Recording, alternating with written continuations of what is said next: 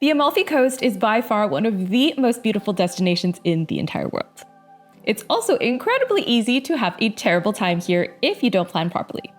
So in today's video, I am going to be sharing all the top tips and must-knows for your first-time visit to the Amalfi Coast to help you save money, reduce stress, and actually enjoy yourself. Now, in case you're new here, hi, I'm Christina from happytowander.com. And this channel is all about practical travel tips from someone who's been there, done that, so be sure to like and subscribe if that sounds like your kind of thing. Now, let's get started with some Amalfi Coast travel planning tips. First off, let's just get this out of the way. The Amalfi Coast technically does not include Sorrento and is made up of 13 towns. These towns are, from west to east, Positano, Praiano, Furore, Conca de Marini, Amalfi, Atrani, Scala, Ravello, Minori, Tramonti, Maiori, Cetara, and Vietri sul Mare. And while not technically part of the Amalfi Coast, there are two largest cities close by with bus and ferry connections to the Amalfi Coast proper, and that's Sorrento in the west and Salerno in the east. So in terms of where to stay, don't just assume you have to stay in Positano to have an amazing time. Now, Positano and Amalfi tend to get all the Instagram attention because admittedly, they are really stunning and photogenic. But if you're talking about value for money, you are probably gonna get better value elsewhere along the coast. But the unfortunate truth is you are never going to find a base that has amazing views, super convenient transport links, and a good price all in one. Inevitably, you're gonna have to compromise on at least one of these points. So if you're willing to compromise on price, honestly, Positano is probably where you're going to get the most classic Amalfi Coast experience, the one that most people are after when they see those postcard views. They wanna dine at nice seafront restaurants with amazing views. They wanna go shopping at boutiques with pretty floral dresses. That kind of experience, yes, if you have the money for it, Positano is probably going to be the one that really ticks all the boxes there. Amalfi is pretty similar, but on a smaller scale. Now again, these towns are gorgeous, don't get me wrong, but if your main goal isn't necessarily to go to all the top photo ops and everything, then my personal opinion is that you might be better off choosing a different base. Now, if you're looking for bases that are fairly convenient, relatively affordable, and still very, very beautiful, I would start by looking at the towns that are regularly serviced by ferries. We'll be covering transport more thoroughly later on in this video, but to sum things up, ferries are definitely the least stressful way to get around. So staying close to a ferry port is a must for convenience. And this is why towns like Minori, Maiori, Cetara, and Vietri sul Mare are often considered as the best value picks for an Amalfi Coast vacation. Atrani, which is a 10-ish minute walk from Amalfi through an underground tunnel, by the way, is another solid option, although the term affordable is kind of debatable here. And Sorrento is also a solid base. This is where I stayed on my first visit 10-ish years ago, and I really enjoyed it. It's a beautiful town, there's a lot to do, and the transport there is really convenient. All that said, if convenience is the compromise, then picking a smaller town that has maybe less convenient public transport connections would be the way to go. On my most recent trip, we stayed in Furore at this really amazing little spot called Villa Pino, and the views there were unreal, the breakfast was amazing, and there were buses that connected us to Amalfi in about 25 minutes. But the reason I chose it is actually because it made a really convenient base for hiking, so it was within a walking distance to the start of the Path of the Gods, and you could also hike down a ton of steps to the Fiordo di Furore, which was another Amalfi Coast bucket list item for me. So yes, in spite of the fact that there's not a ton to do in the town proper, and the fact that there isn't a ferry port, I thought that this was a really great value pick. I'll leave the link to this place in the description. I would also put Praiano in this category as well, because it's a lovely town with great views, but it kind of lacks in the public transport department. Now finally, if you're willing to compromise on views, then staying in a bigger city like Salerno might be the way to go. Or if you're planning a hiking trip, something farther up, like in Agerola, would be a good pick as well.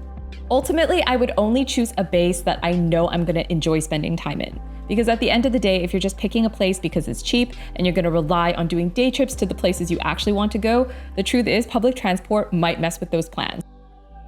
Now, in terms of arrivals, do take note that there are no direct flights to the Amalfi Coast. And so the last leg of your journey is inevitably going to require either a car, bus, or boat. One thing that first-timers are always caught out by is the fact that getting to the Amalfi Coast is incredibly annoying. We can pull up the map again to show you why. Long story short, the closest international airports are in Naples and the new international airport in Salerno, which opened in 2024. Most people still fly to Naples just because the Salerno airport doesn't have that many destinations at its services.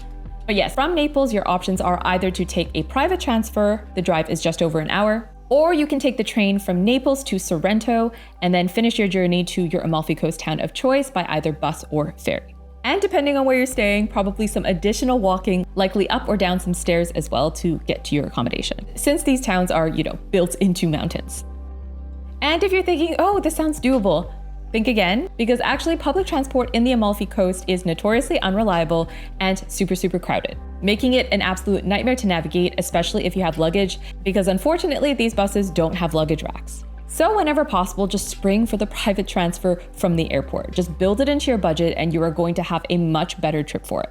As a bonus, I've heard a lot of drivers are more than happy to make stops on request and also take photos for you, so there is a bit of a value add as well when you are paying that astronomical price that the private transfer costs. This leads well into my next must know, and I'm gonna be so real with you. It is tough to enjoy the Amalfi Coast if you don't have a big budget to work with. Now, not every holiday in the Amalfi Coast is going to cost an astronomical amount. I mean, there are ways to do it on a reasonable budget. For us, staying in Furore and doing hikes most of the time really kept the costs down. But the truth is the Amalfi Coast is a destination where spending a little bit of extra money, or a lot of extra money, is going to make your experience so much smoother. For instance, when we went to Ravello to start our Path of the Lemons hike, we ended up paying 5 times the amount of the public bus so that we could secure a private shuttle that would get us to where we needed to go, and we were guaranteed seats. And I would happily pay it again. So yes, trust me, this is not a destination where you want to be stressed about money. Because beyond costs like accommodation, restaurants are expensive, the prices in shops are super high, and you might run into issues where paying extra is the only way out of a problem, like when you miss the last ferry or the last bus, but more on this later. Next tip, the Amalfi Coast is bigger than most people realize, so give your itinerary room to breathe. Many first-timers often imagine a bunch of tiny villages super close together, but in reality, because of things like traffic, winding roads, and an unreliable public transport system, it can actually take quite a long time to get from one town to another. This is why I would advise that you plan your itinerary in a way that you are only visiting 1, maybe maximum 2 towns in one day. Trust me, town hopping in the Amalfi Coast sounds a lot more romantic than it actually is. And it's easy to get FOMO here because you see a nice photo of one place and you're like, I have to add that to the list. But the truth is a lot of these destinations offer the same perks. You have beautiful sea views, fresh seafood, pastel houses. You don't need to go to every single town to be able to enjoy them properly. So instead, take your time, find your own hidden gems, and your trip is going to be so much better for it. Now for this, I definitely recommend you poke around on Google Maps to find your own cool spots rather than just doing all your research on social media. Unfortunately, the Amalfi Coast is a place that's very popular on social media, so there are lots of places that are just super booked out well in advance, but there's way more than just these popular hotspots that have gone viral. Honestly, on my trip, I had really good luck just searching up what I needed, like viewpoint or cooking class or shop, and I found a lot of cool spots that I hadn't come across in any other research. So definitely consider doing that to explore deeper in whichever town you're staying in, rather than trying to check too many places off your list. To ensure you can do this though, make sure you get an eSIM in advance of your trip so that you can have easy data connection, which couldn't be simpler thanks to Ravello, my go-to eSIM company servicing 200 plus destinations and the sponsors of this week's video.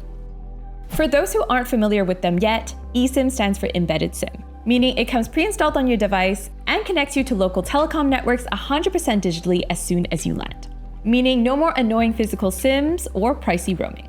I've been using Ravello for stress-free data on every trip for the past few years, including on the Amalfi Coast, where it came in so handy for looking up timetables, searching up places to eat, and buying tickets for buses and ferries on the fly, even while running to catch it. Again, your Amalfi Coast trip shouldn't be stressful, so the more you can plan and take care of in advance, the better. With the Ravello app, you can easily buy and install your eSIM in advance of your trip, then activate it upon arrival for seamless data connection, which is a must for ensuring you know where you're going and how to get there so you don't get scammed, which unfortunately can happen a lot in popular destinations like this. So if you want to give Ravello a try, be sure to scan this QR code here to download the Ravello app and use the code HAPPY3 to get a discount on your first purchase. Alright, thanks again to Ravello for sponsoring this week's video. Now let's talk about how long to stay. Now, in my opinion, 1 day is not enough, and I would plan for minimum 3 to 4 days so that you can make the most of your trip. I understand the desire to squeeze in a day trip, I do, But all you really get out of a day trip to the Amalfi Coast is a few quick photos and a lot of time crammed into a vehicle. To me, that doesn't really feel worth it. So to properly enjoy the sites slowly as they were meant to be enjoyed, definitely plan for 3 to 4 days. Now, in terms of when to go, summer really isn't a great time. Instead, I would try for shoulder season. Generally speaking, as it is in many places, July and August are going to bring you the highest temperatures, the highest amount of crowds, and the highest prices. And it's for this reason that many seasoned travelers prefer May or June, or September and October. Though bear in mind, these are not going to be quiet times. There's pretty much no such thing as a quiet time to visit the Amalfi Coast these days, but it's going to be relatively quieter and relatively cheaper. Though of course the trade-off is that the weather is a bit more roll of the dice. Both times I've been to the Amalfi Coast, it was during May, and both times there were torrential downpours. So definitely beware of that possibility. That said, another big thing that many people forget to take into account is that you should also be actively avoiding big holidays in Italy. Like for instance, Easter weekend. Because not only do international tourists love the Amalfi Coast, Italian tourists love it as well. So during these times, the coast gets even busier than normal, and you want to avoid them at all costs. Now, next tip is to book accommodation way earlier than you think you need to. Because of its popularity, the best guest houses, hotels, and apartments in the Amalfi Coast tend to book out months in advance, especially in Positano and Amalfi. While booking, do also double check and read the fine print for key bits of information like where this accommodation actually is, because a lot of the time you're going to find out there's no actual street access and you are going to have to climb up and down several flights of stairs to get to where you're staying, which is not fun with a bunch of suitcases, especially if you're not expecting it. In terms of planning, I would also advise you book well ahead for popular restaurants, beach clubs, and activities.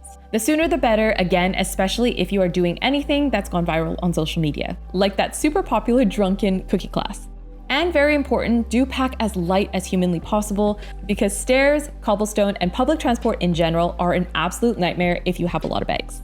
I would honestly advise looking up your accommodation on Google Street View so you have a sense of what it looks like around the accommodation, whether you're going to have to go up hills or upstairs or anything like that. And that might dissuade you from overpacking.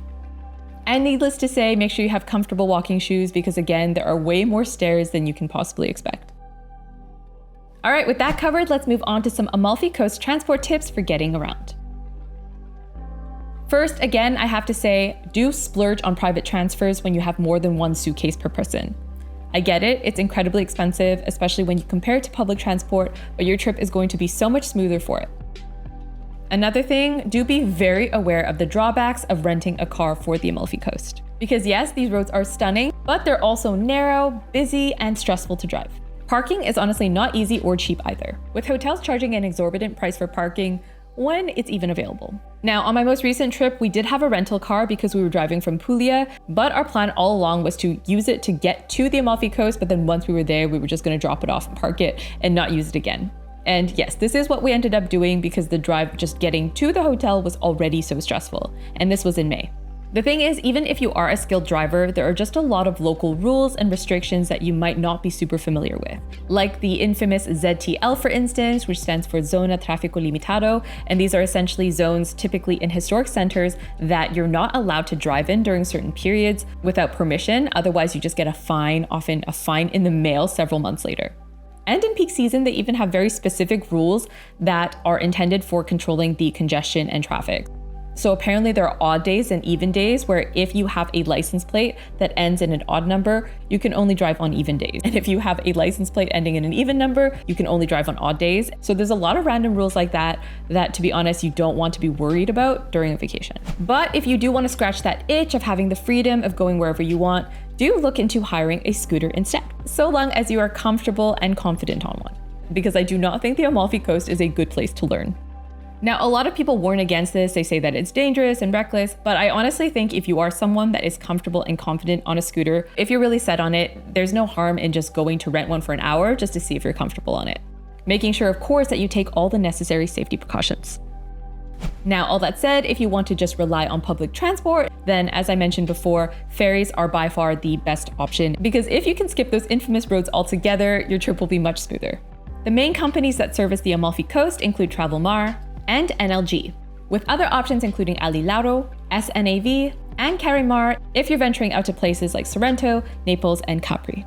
But, and this is a big but, If the weather isn't cooperating, which honestly happens more than you think, then these ferries do get cancelled, in which case your only option for public transport becomes those infamous buses. So now I'm going to explain in detail how this bus system works. Trust me, you don't want to skip this section because things go wrong all the time and you're going to want to know how this works in case you have to take the bus.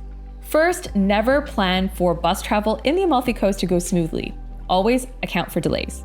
Now, I could genuinely rage forever about the public transport situation along the Amalfi Coast. But to sum things up briefly, the reality is that there just isn't enough transport to cope with the demand.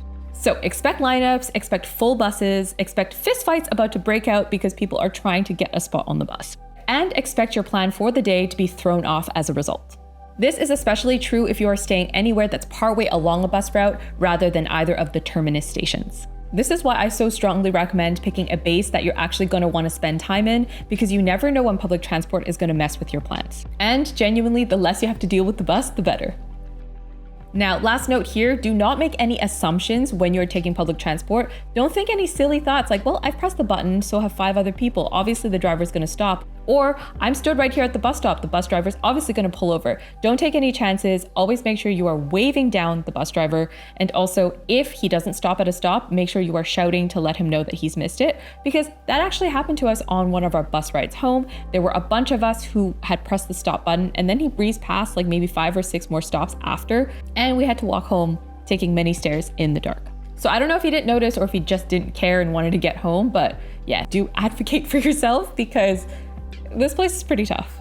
Now, with your expectations as bleak and low as they can possibly be, let's tackle some logistics. First, do know that tickets cannot be purchased on board for the bus. They have to be purchased in advance, either at a tobacco shop or tabacaria, or even simpler from the app. Now, the cost of these tickets depends on the company and also how far you're traveling. For the most part, the buses that you're going to be using are the SITA buses, which service places all along the Amalfi Coast. That said, there is another company, Mobility Amalfi Coast, that services mainly Positano and the nearby areas. Tickets for these companies are not interchangeable, so make sure you are buying the correct ticket for the bus that you're trying to take. Most likely it'll be the SITA bus. And don't wait until the last minute to buy your bus tickets, because it is actually comical how few tabacarias actually sell bus tickets, especially in busy touristy places like in Amalfi. Like, it's honestly outrageous. You'll walk into a bunch of them right next to the bus area and they'll just be like, we don't sell tickets, and they won't tell you why. So don't wait until last minute. I personally think buying on the app is the simplest. You can just buy tickets through the Unica Campagna app, and you can also validate on there as well. All tickets do need to be validated, by the way, when you board. So if you have a physical ticket, you need to feed it into the machine. And if you have a digital ticket on the app, then you need to press the validate button before you go on board. Though I will say from personal experience, the bus drivers really never looked at the ticket on my phone. It's almost like they couldn't be bothered with the digital version and just assumed I was fine.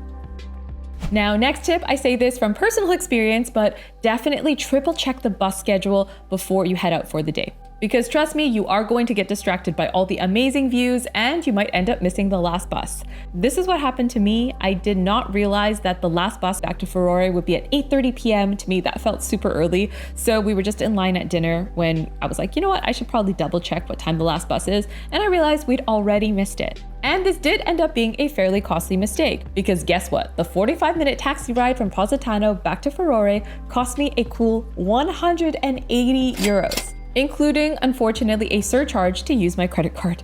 Honestly, I'm over it now because due to the stress, we didn't end up eating dinner in Positano, which probably would have ended up costing about 180 euros because that's an expensive town, so that's what I'm telling myself anyway. And now we have a funny story to come out of it. Our driver was hilarious, and I also have a taxi company recommendation for you. So yeah, if you need a taxi, I can definitely recommend Positano Taxi Tony. They were great. Now, in terms of identifying bus stops, do beware that stop signs aren't always super noticeable. And again, you do need to wave down the driver. Generally, the door on the bus is going to be on the right side of the bus, so think about which way you're going and make sure you're standing on the correct side so that you can easily board and they don't just bypass you because they assume that you're not going in the direction that they're going. And it goes without saying, but at all costs, try to get a seat on the side that is aligned with the coast because the views on these buses are absolutely stunning. Now, if all this horrible bus talk has frightened you, then I do have to say that hiking from point A to point B is actually a very relaxing and enjoyable way to get around. I did the Path of the Gods from Bomarano to Positano, the Path of the Lemons from Ravello to Maiori, and also the walk from the top of Furore down to the Fiordo di Furore. Honestly, being able to enjoy the views at my own pace and not have to worry about taking the bus both ways, it was just incredible. We also started our hikes later in the day, which I think is a great hack because you tend to get a lot of these views all to yourself, so long as you make sure you don't accidentally miss the last bus. So yeah, if you don't mind a lot of downhill walking that's a bit troublesome for the knees, then I can definitely recommend hiking. And most importantly, I will say, regardless of your transport mode, do allow time for any bookings or additional onwards transport. Traffic jams and delays in general are very, very common, so you don't want to be stressing to catch a flight, to catch a train, or to make a reservation, especially in the summertime, even if you're going on foot, because Google Maps will tell you, oh, it's just a 10-minute walk, when in reality that 10 minutes is up just like straight up stairs on a mountain. So definitely always plan for extra time. All right, finally, here are some Amalfi Coast tips for once you arrive. First, make sure you have cash on you, especially smaller bills and change. Smaller shops like souvenir shops and even the tobacco shops that sell bus tickets, sometimes they don't take card or they only take it for a surcharge or for a certain minimum amount, so definitely make sure you bring some cash. That super pricey taxi ride that we took, for instance, incurred an additional 5% surcharge because I wanted to use my credit card. Like, come on, that was like 180 euros. Okay, maybe I'm not completely over it.